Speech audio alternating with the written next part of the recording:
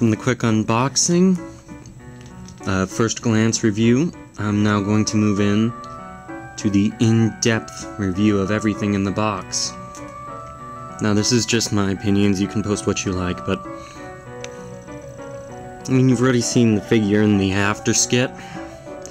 His head can move 360 degrees, as I will demonstrate for you while I hold him. There's his hair. There's his hat again. His arms also move 360 degrees. But they're joined together, as you can tell. And his legs move together, only allowing him to sit or to stand. He's got that stern but gentle kind of look, and I'll bring him in closer for you to see. His uniform is also detailed. He's got a cross, which kind of makes him look like a medical worker, but on the back there's only the copyright information that says Tomy and Made in China.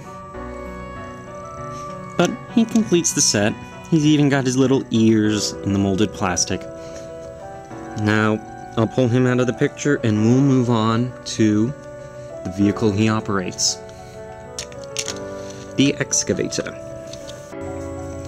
This is the excavator that he runs in the entire set. As I did state earlier, you've got the little hook so it can couple on to any of the other motorized engines, so it can be taken along to every site. Now you're seeing this little switch, and you can barely see it, but on this traction tread up here, the wheel, it says up, and then down here it says down. Up means you'll be able to allow it to run easily on the rails.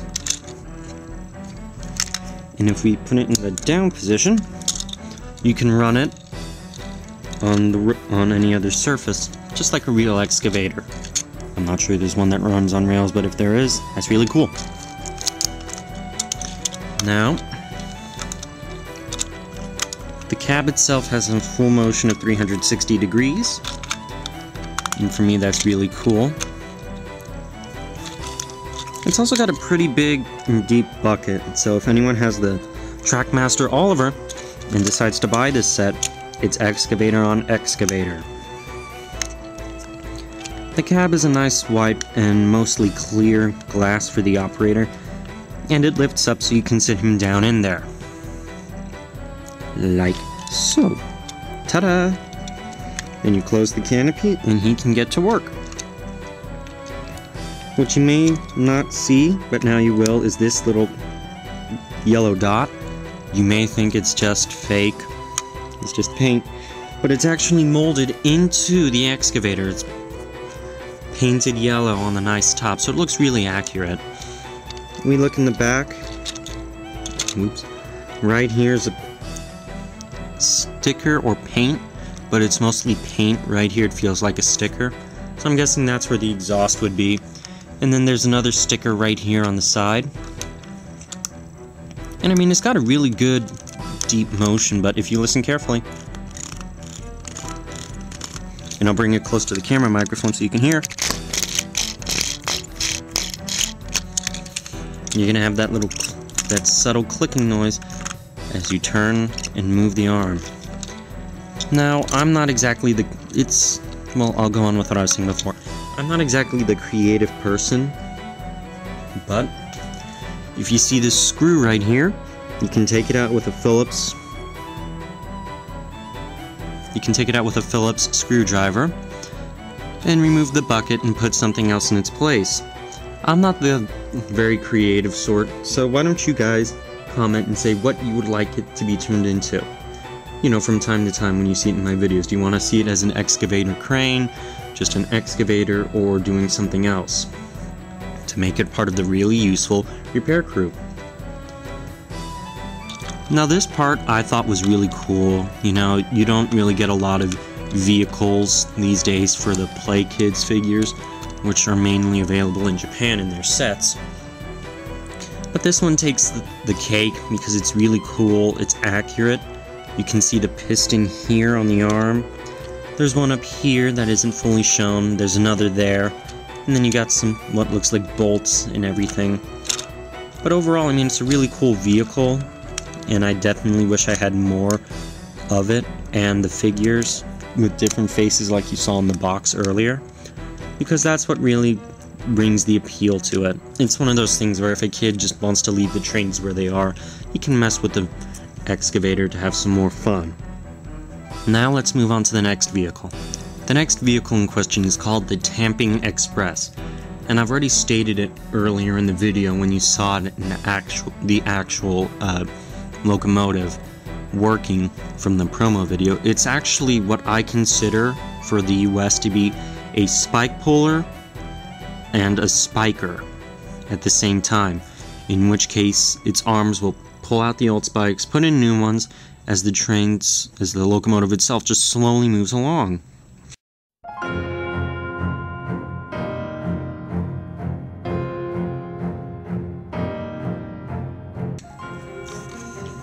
You know, it's really accurate. It looks almost exactly like the one that you see in the video. And I mean, that's what makes it unique.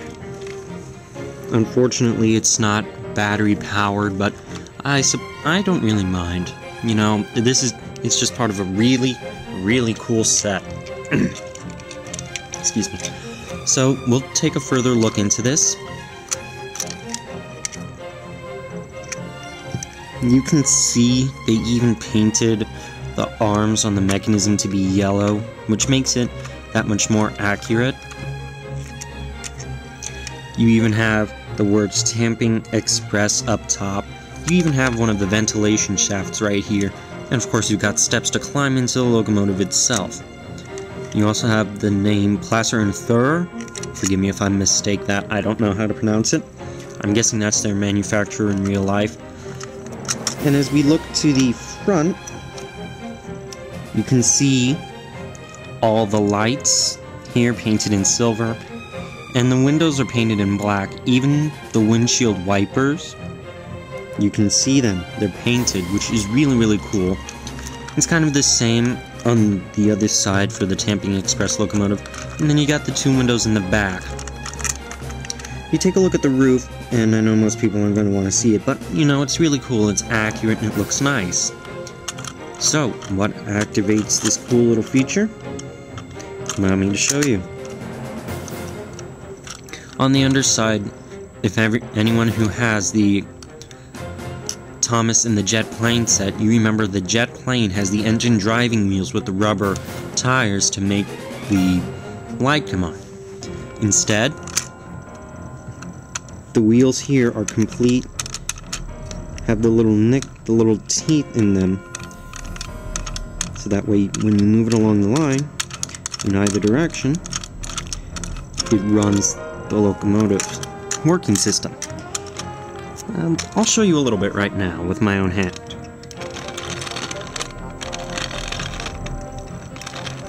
Just like that. And that's what makes it one of the cooler parts. Now let me change the batteries again, and I'll move on to the next part of it. The next thing up in this set is going to be the Ballast Spreader. You've already seen it in action from the promotional video.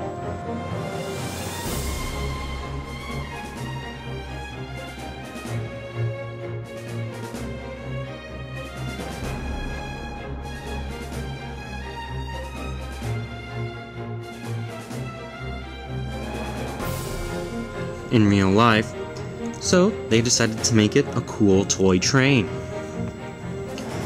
You're seeing it exactly how it's packaged when I opened it.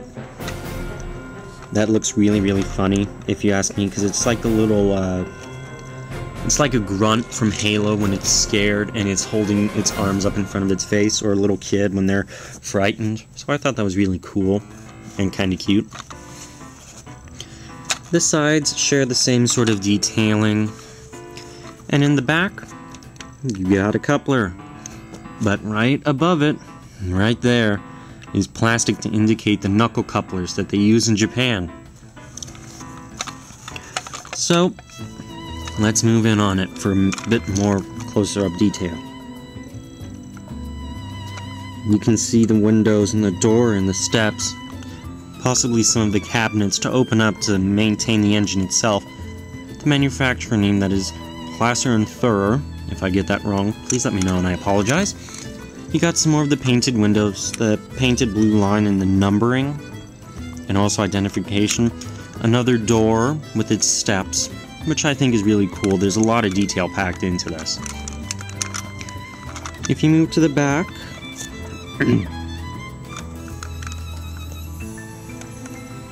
I am so sorry, my camera is just... Urgh. Come on. Come on. Okay, we'll move to the other side for the time being.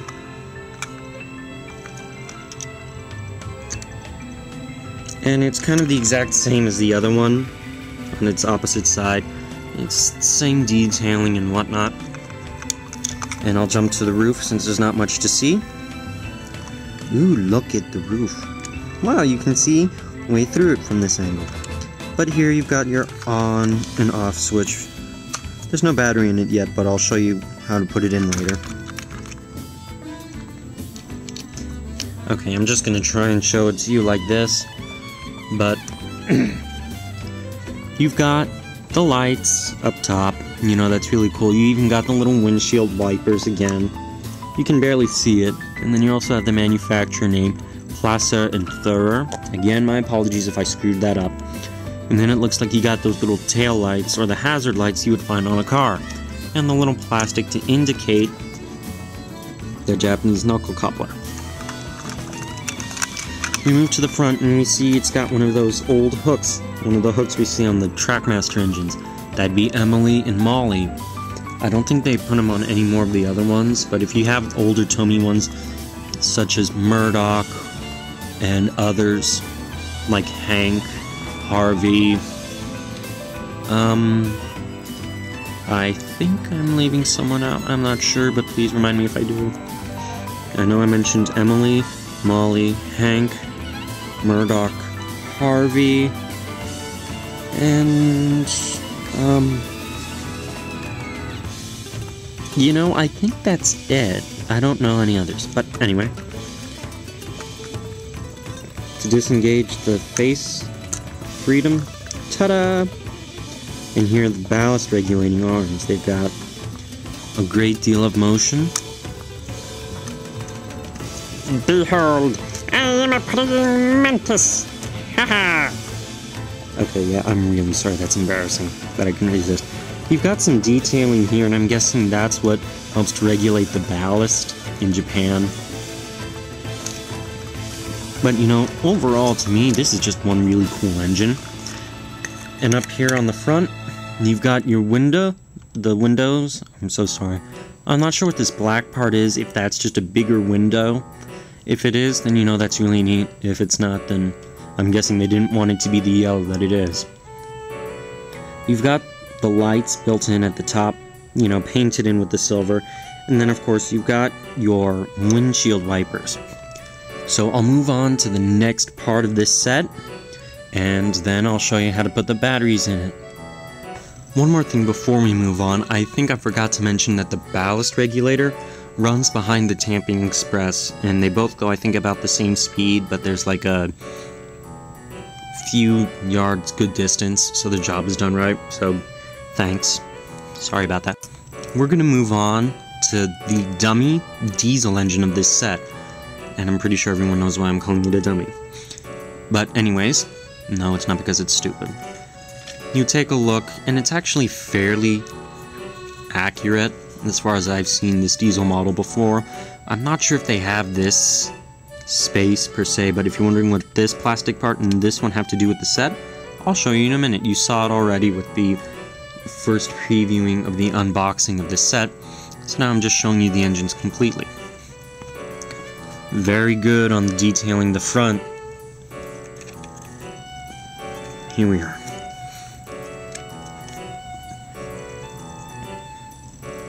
Looks unique, isn't it? What are these for? You already saw. These two little nicks. Ka-cling. But now, I'll show you one side. And it's... Pardon. So sorry. You can see you've got the black for the window, and then of course you got the door here, and it's painted a nice chrome silver as well. We'll quickly move to the other side. Oops, missed the track completely. And this side is basically like the other. We'll take a look at the top. I'll show you what this is for, but it looks like these are some of the exhaust ports here. Either that or they're the air horns. And of course you got those two little plastic nibs to hold that in place. But now I choose to look at the front with you. You've got the lights filled in here. I'm not sure what this is. I'm not sure about this part either. You've got the loose coupling. That's actually really cool. You've got some steps here, you've got some steps there, and it's the same on the other side. You can see the steps. And of course, I have to point it out almost every single time. Windshield wipers. They're painted in. Even though they're black, you can still see them. I know you can barely see them anyways, but what makes it cool for me, aside from it being a dummy, and I will show you. Now, to use it, you will need 3 Tomy half tracks, like so. 1, oops, 2, 3. And of course it's all loose. They're not really wanting to stay together, but that's where this piece comes in. You put it on, like so. And now the tracks are all straight and uniform on top of this dummy diesel unit. So, we'll move him off to a siding and we'll bring in his motorized brother. This is that dummy diesel's motorized brother. It's almost exactly the same except for the design of the track. You've got the mouth opening here, and you don't have the coupling part, the male coupling part on the other side. You've got the female opening here.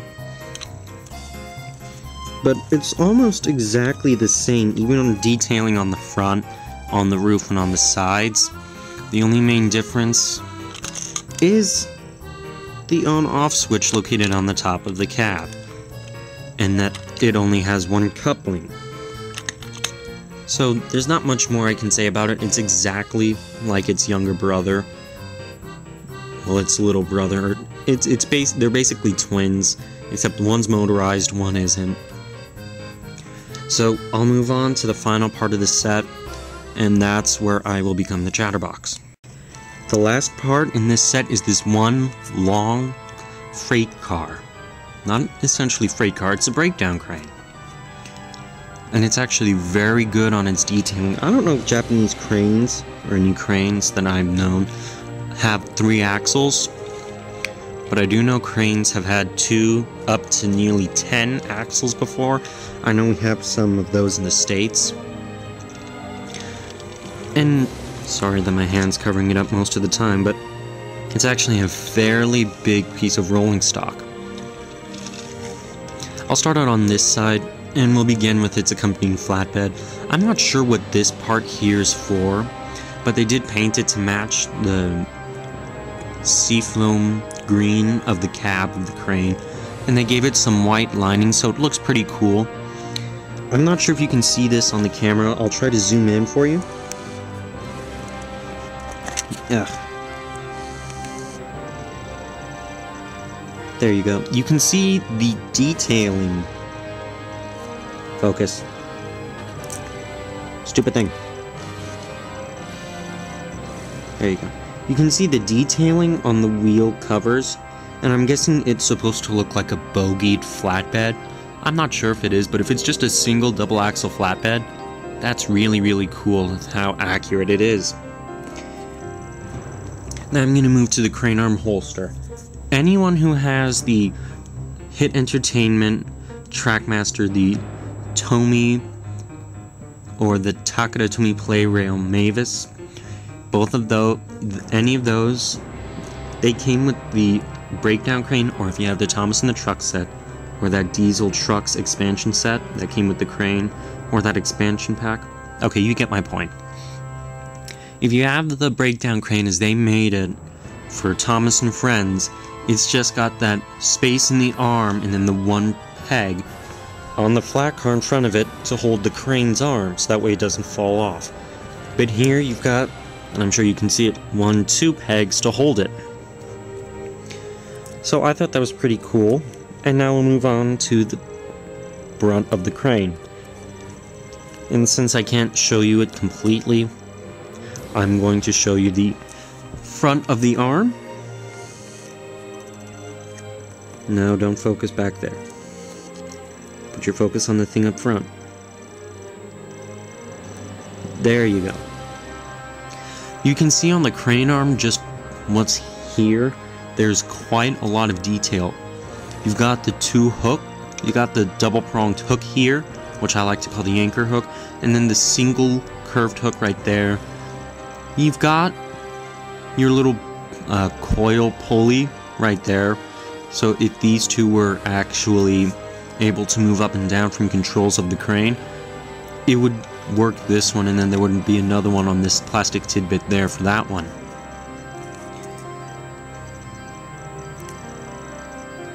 Focus on the crane. Thank you. Right here you've got 2 circular arms,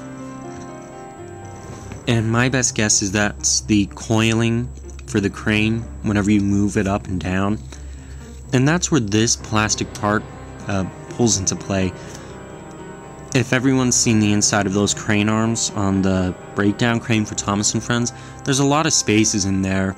And if you've seen it in the show, specifically Thomas to the Rescue, you've seen that it's got the coil right there. Well, I'll save that for later. Basically, my point is there's an opening here that this has hooked into. So that way, and I'll show you, when you lift it up, it's got strong support. Now this part of the cab also lifts up too, and that's something that's really, really cool. You've got some more coils there to support the crane arm, but, you know, sadly, and I'm sure this would have racked up the price if these actually went up and down from little knobs in the crane, that would have racked up a lot of money. So I'll move the crane cab a bit, and we can see some of the detailing. I'm not sure what this little circle is for, but you can see the painted window cab, black. You can see some of the yellow lining, some compartments I'm guessing to get into for like a fire extinguisher and whatnot.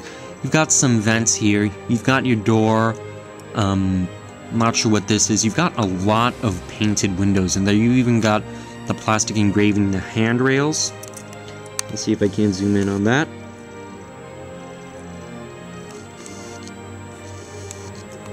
Sadly not.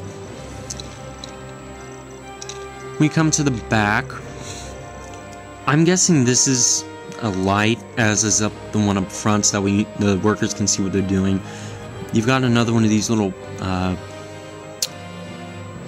hinges, a couple of the bolts. You've got the yellow lining all around the cab except for the front. You've got what looks like 2 more doors. I'm not sure if that's another way for men to come in and out, or if it's just a way to repair the crane's motor, but you got the painted windows. And as we come back around, you've got more yellow lining, a few more of those little boxes, a few more windows, and then the grill for the exhaust vents. And of course by now you know that the crane has 360-degree motion. Now, you've got 4 of these little legs all over the crane, and they are outriggers, and they click. They click out. Sorry. I'm completely obstructing the coolness. They click out as to work for a real crane. And for me, that's pretty neat. Now, I'm going to try to zoom in on the...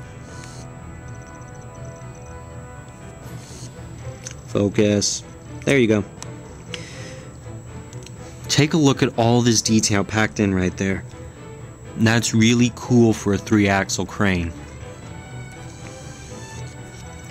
And up top here you've got a few indents to show like the bolts and things like that. So let me set the crane back down, close his outriggers for him, and I will show you how to install the batteries on both battery-powered engines. Ah, you got 2 battery-powered engines. What sort of batteries do they run on? Well, let me show you with the crane's flat car. Do-do-do-do-do-do. A C-cell. So, you're going to need 2 of them for both engines in this set. We'll start off first with the powered one. Well, the powered track diesel.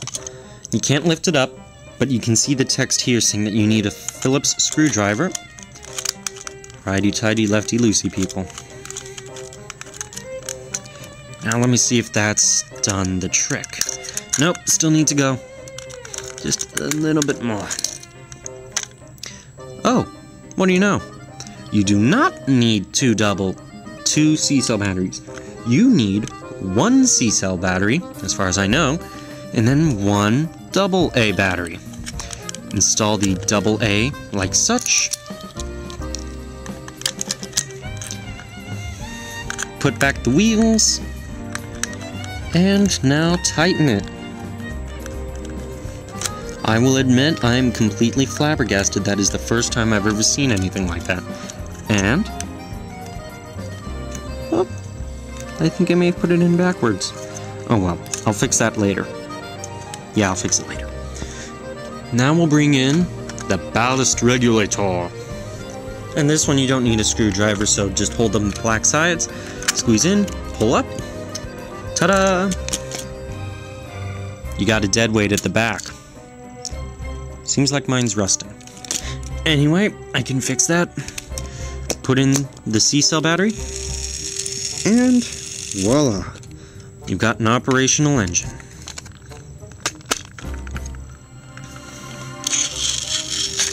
There you go. Now we'll go back to this bad boy.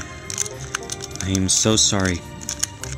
But you know, we get to see that unique battery compartment again. Oh, come on. Erg. So out it comes. Now I'll fetch the battery again. And I'm guessing my battery was just dead. So let me run through my batteries and see which ones work and which don't. Well, that ain't gonna work.